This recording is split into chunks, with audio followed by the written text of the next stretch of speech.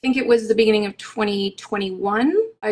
Had a period, thought, okay, normal, here we go again. And it didn't stop for over 4 months. Bled heavily. I had major cramps. I had gushing. I had passed clots. What was the medical explanation for you bleeding for 4 months straight?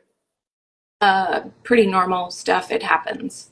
R- Really? At the end of 4 or 5 months is when I actually had surgery and had a 4 centimeter polyp removed from my uterus. Okay. 2022, Okay. I think. Yeah. So I ended up in probably 2023 in a total burnout situation. Sure. I was speaking with a colleague who focuses on hormones, and during that conversation, she was calling out the women that do all the things, that look like they've got it all together, that keep on going through thick and thin. You don't stop. And she said how it's those women that you have to watch out for, because they're quite often hiding how they're feeling. Tears streaming, didn't even make it to the end of the recording, was crying at the end of the recording. And it was at that point that I realized just how much I was hiding. 9 times out of 10, what somebody presents outside externally is not what's going on internally. Definitely. But being in such a depressed, burnt out spot to the point where I just thought, I can't continue this way, and had suicidal thoughts, suicidal ideation.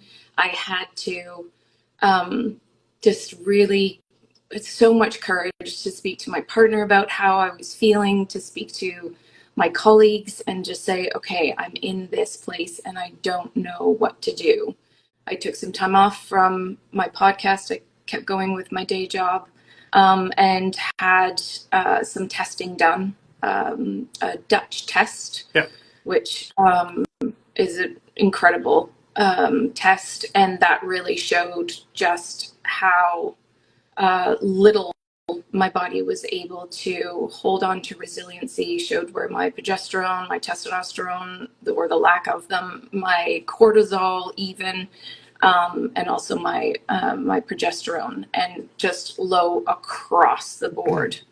So that was sort of where I ended up. And I would say that place is where my rebuild started, where I said, I can't keep doing the podcast and my 9-to-5 job and seeing clients and looking after my kids and, which is, very typical for me and has been my whole life. So I have worked with an acupuncturist, an osteopath. I'm now learning how to be okay with resting and not doing so much.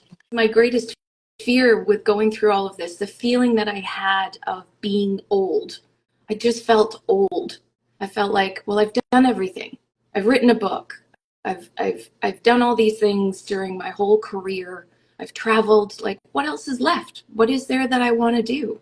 It was a very, very strange mental place to be in, because it's just not me. And I just couldn't in this absolutely exhausted place. Okay, so fast forward to today. How do you feel since you've gone through the 1, 3, 7 days, 2 days of 28? What's changing for you already? My body is changing in how I can move, not only when doing the maneuvers, but also just going through the day. I stand up at my desk all day long. I very rarely sit, and that feels more comfortable. So there's a new comfort physically in my body. The change in migraines, in not having a migraine every single week, my neck on this side, which is just stuck all the time, even doing the vagus nerve maneuver that's part of the fascial facelift. Every single time I do that one, and then also the elbow on this side, I always go this way, and then as soon as I stretch all down my left side, it's just, it's intense. And I know that is easing.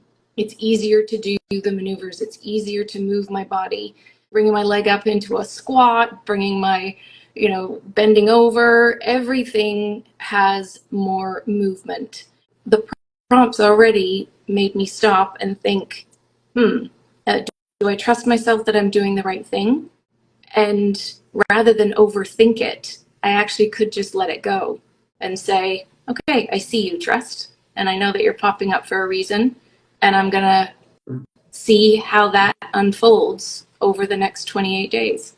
These are emotions coming up, and these are emotions that have been stored in your body. And when you do a fascial maneuver, you're remembering what was stored. Yep. You're unwinding this onion, peeling back this layer by layer to come to the core of it, which is it's part of rebuilding the trust and the belief that this thing was meant to heal.